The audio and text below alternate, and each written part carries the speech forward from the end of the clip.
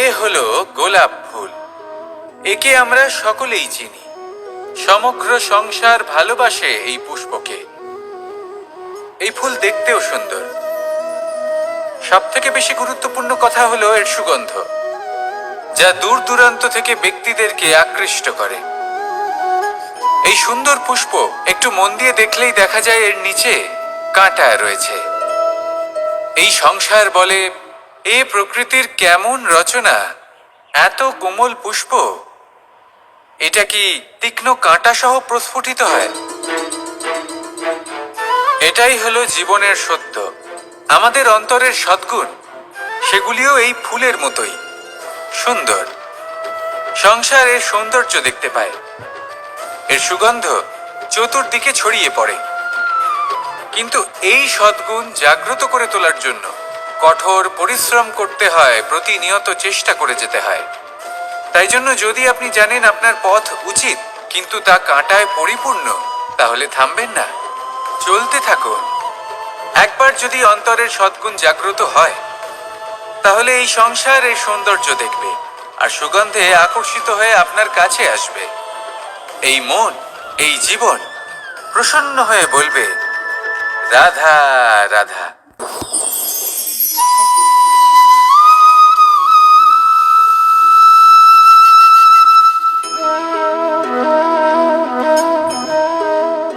মোহনের বাঁশির এই সুর, এই সঙ্গীত কার না পছন্দ হয়? সবারই খুব ভালো লাগে। এবার এই সুর আসে কোথা থেকে? কেউ বলবেন কৃষ্ণের হৃদয় থেকে। সত্য কথা, এই সুর হৃদয় থেকে নির্গত হয় এবং প্রকট হয় এই বাঁশি থেকে। এই বাঁশিটাকে দেখুন, এই ছিদ্রগুলি দেখুন। প্রত্যেকটা সুর থেকে নিজস্ব একটা স্বর নির্গত হয়। এবার যে ব্যক্তি এই সমস্ত সুর এবং স্বর বুঝতে পারেন, এতে নিপুণ, তিনি এই বাঁশির দ্বারা যে সুর নির্গত করবেন তা তো মধুর অবশ্যই হবে। এবার জীবনের সাথেও কিছুটা এরকমই ঘটে। জীবনের কিছু নীতি থাকে, অর্থ, কুটুম্ব এবং আধ্যাত্মিক। যদি জীবনের প্রত্যেকটা মুহূর্ত সুখময় হয় এরকম আপনি চান, তাহলে এই তিনটি নীতিতে আপনাকে নিপুণ হতে হবে। কোনো একটি বিশেষ নীতির প্রতি যদি আপনি বেশি ঝুঁকে পড়েন, তাহলে বাকি দুই নীতি থেকে যা সুখ লাভ করা সম্ভব তা পারবেন না। ধন অর্জন করতে হবে পরিবারের জন্য, পরিবারের সুখ মনের শান্তির জন্য, মনে শান্তির প্রয়োজন মনের শুদ্ধতার জন্য। যখন এই মন শুদ্ধ হবে, জীবন শুদ্ধ হবে, পবিত্র হবে, সুন্দর হবে এবং ভালোবেসে বলবে, রাধা রাধা।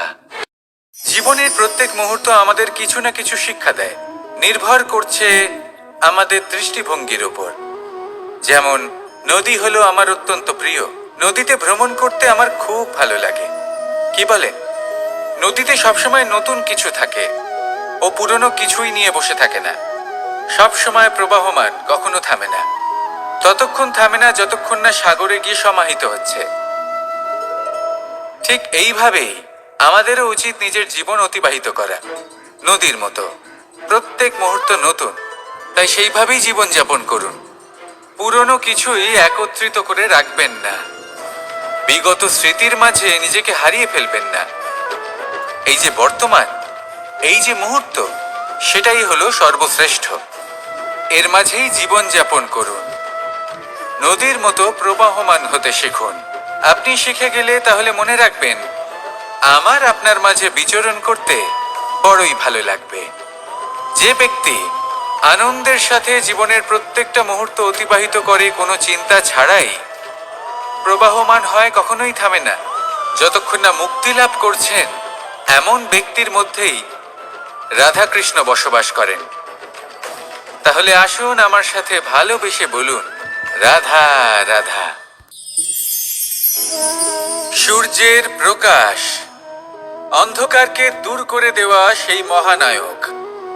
এই সূর্যের প্রকাশ যখন পৃথিবীতে এসে পৌঁছয়, কি হয়? এই পৃথিবী জেগে ওঠে, প্রত্যেক প্রাণী জেগে ওঠে, মানুষ জেগে ওঠে, নিজের কর্ম করেন, জীবন যাপন করেন। এই ঘুমের মৃতপ্রায় স্থিতি কাটিয়ে উঠে জীবন যাপন করতে শেখেন। এটাই হলো প্রভাব সূর্যের প্রকাশের। এবার এই প্রকাশ যে সূর্যের থেকে পাই তিনি কি করেন? তিনি নিজেকে জ্বালান আমাদের জীবন প্রদান করার জন্য। প্রত্যেকটা মুহূর্ত তিনি তাপ সহ্য করেন আমরা যাতে সেই প্রকাশ লাভ করি। এটাই হলো জীবনের সারমর্ম।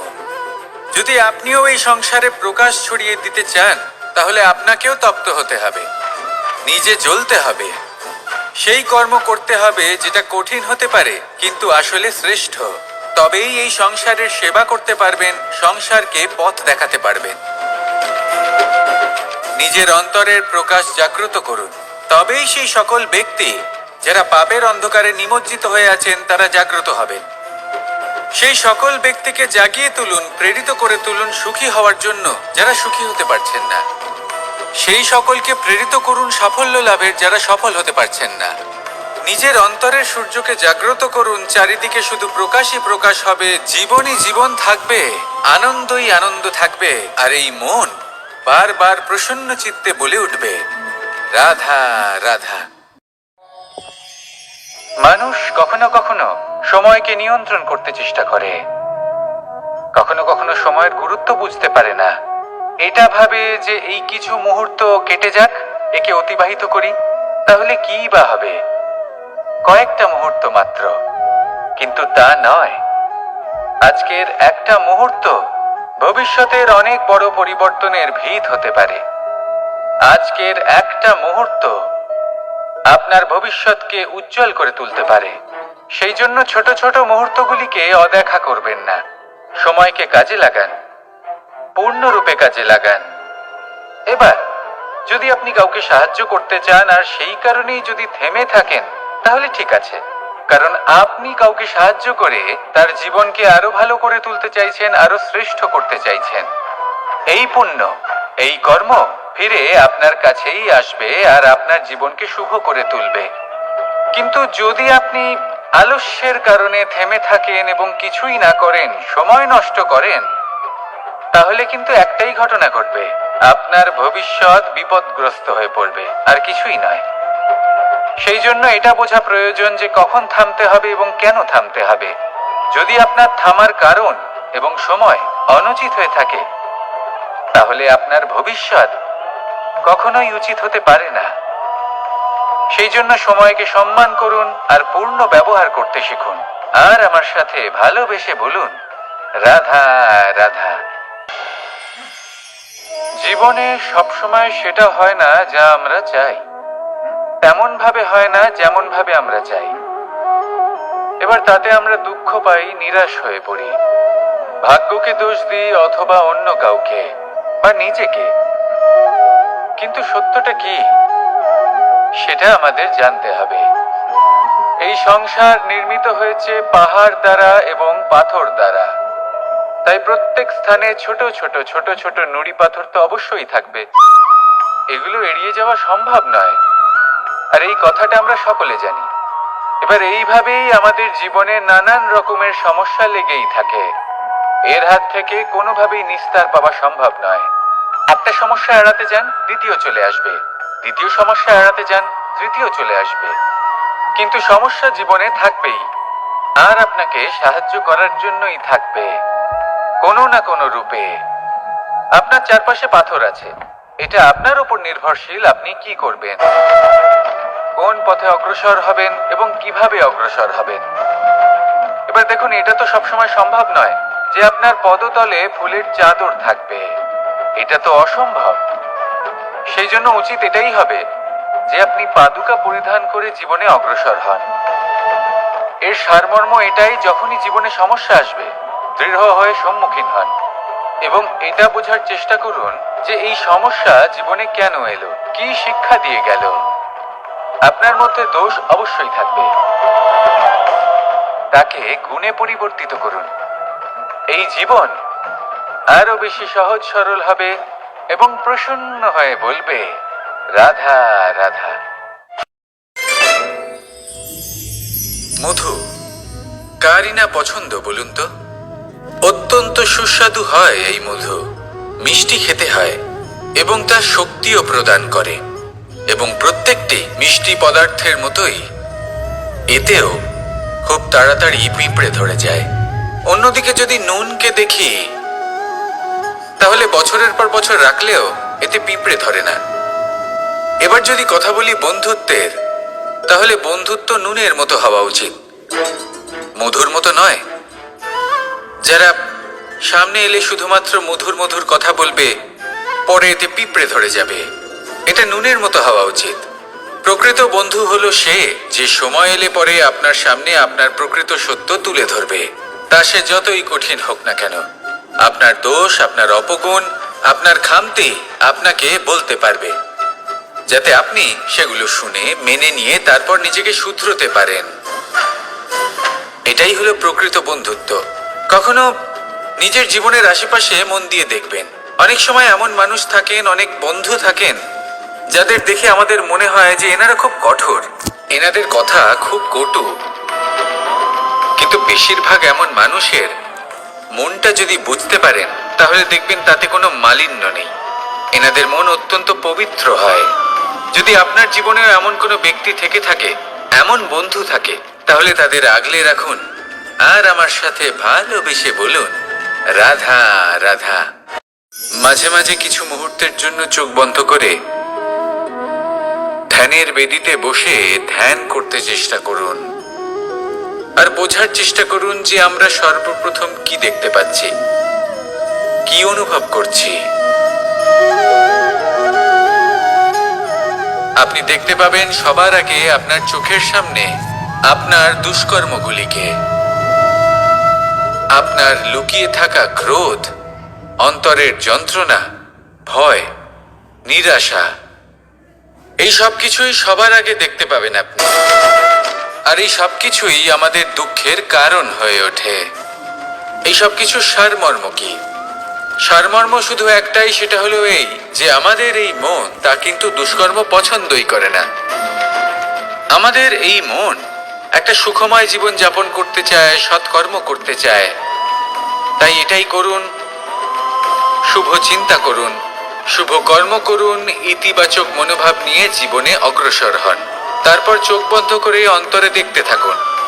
দুঃখের আভাসই পাবেন না। এই মন প্রসন্নতা এবং প্রেমের দ্বারা পূর্ণ হবে এবং বারবার বলে উঠবে, রাধা রাধা। কনক, কি সুন্দর একটা শব্দ। এর অনেকগুলো রূপ রয়েছে, অনেকগুলো অর্থও রয়েছে। প্রথম অর্থ হলো স্বর্ণ, অর্থাৎ সম্পত্তি। দ্বিতীয় অর্থ ধুতুরা, অর্থাৎ গাছের ছোট একটা বীজ, যা কিনা অত্যন্ত শক্তিশালী হয়। যদি বেশি মাত্রায় এর প্রয়োগ করা হয়, তাহলে এটা বিষময় হয়ে উঠতে পারে। এই হলো সেই ধুতুরা যার প্রয়োগ মহাদেবের পুজোতে করা হয়। এবার প্রশ্ন হলো এটাই যে এই স্বর্ণ এবং এই ধুতুরার মধ্যে মিল কি রয়েছে? মিল হলো এটাই যে এই দুটোই মানুষকে মত্ত করে তোলে। ধুতুরা মানুষকে তখন মত্ত করে যখন তাকে সেবন করা হয়, কিন্তু স্বর্ণ, ধন, সম্পত্তি, মানুষ এটা যতটাই অর্জন করে নেয় সেটাই যথেষ্ট। এই স্বর্ণ মানুষের ভাবনা চিন্তা করার ক্ষমতাকে বশ করে ফেলে। মানুষ সম্পত্তির লোভে মত্ত হয়ে ওঠে, কারণ যে যত চমৎকারী, যতটা অমূল্য হয়, তাকে সামলানো কিন্তু ততটাই কঠিন, তাই না? তাই মনে রাখবেন, ধন, স্বর্ণ, সম্পত্তি এগুলো ধুতুরার থেকেও অনেক বেশি বিষাক্ত হতে পারে। তাই এর ওপর আত্মসংযমের একটা কবচ পরিয়ে রাখবেন এবং বিবেকের শক্তির সাথে এগুলো প্রয়োগ করুন, তবেই কল্যাণ হবে। আসুন আমার সাথে ভালোবেসে বলুন, রাধা রাধা।